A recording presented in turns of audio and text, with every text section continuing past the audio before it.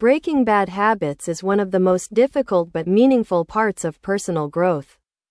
Everyone has habits they want to change, such as staying up too late, spending too much time on the phone, eating unhealthy snacks, procrastinating, or wasting money. These habits may seem small at first, but they can slowly affect health, mood, productivity, and confidence. For me, breaking a bad habit does not mean becoming perfect overnight. It means understanding why the habit exists and taking small steps to replace it with something better. One important step in breaking a bad habit is recognizing the trigger. A trigger is something that pushes a person to repeat a behavior automatically. For example, stress may lead someone to eat too much junk food, boredom may lead to endless scrolling, and anxiety may lead to procrastination. When I know what triggers my bad habit, I can prepare a better response.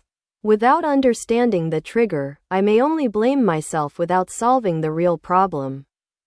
Another important point is that bad habits often give people short-term comfort. Watching videos for hours may help someone escape stress for a while. Buying unnecessary things may create a moment of excitement. Eating unhealthy food may bring quick pleasure after a tiring day.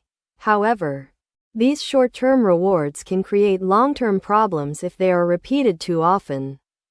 To break a bad habit, I need to be honest with myself.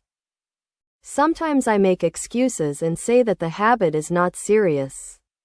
I may tell myself that I will change tomorrow, next week, or when life becomes less stressful. However, waiting for the perfect moment usually delays real change. Change often begins when I accept that the habit is hurting my life in some way.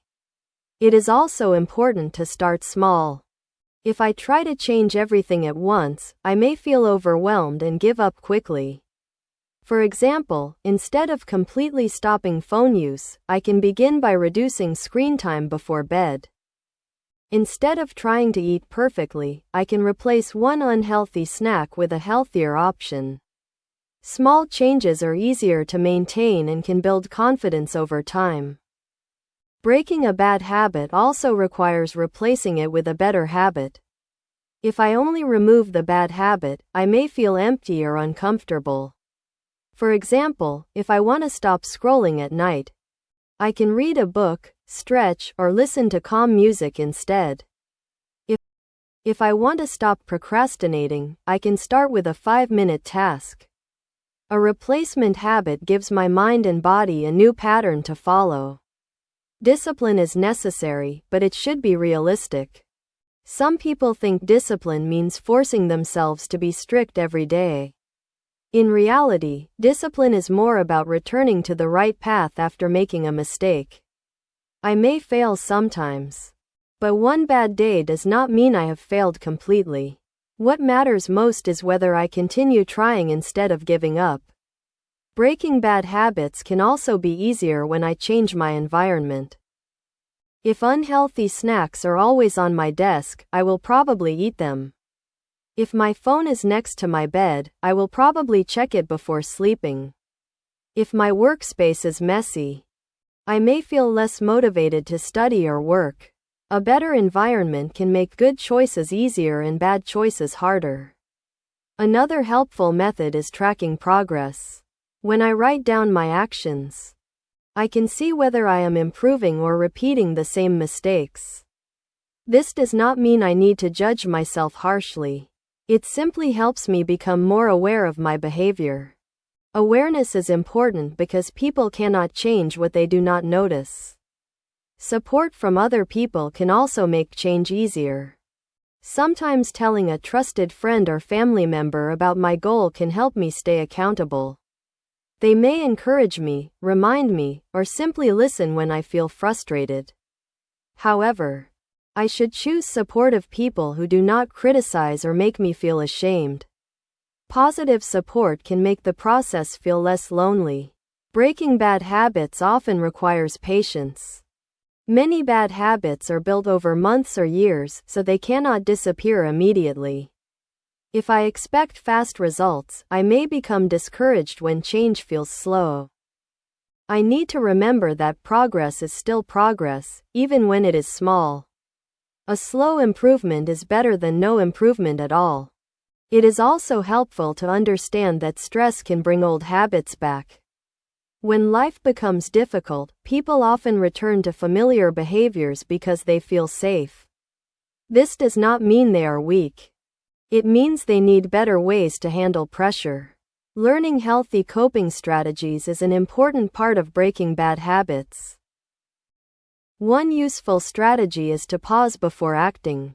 When I feel the urge to repeat a bad habit, I can stop for a few seconds and ask myself what I really need.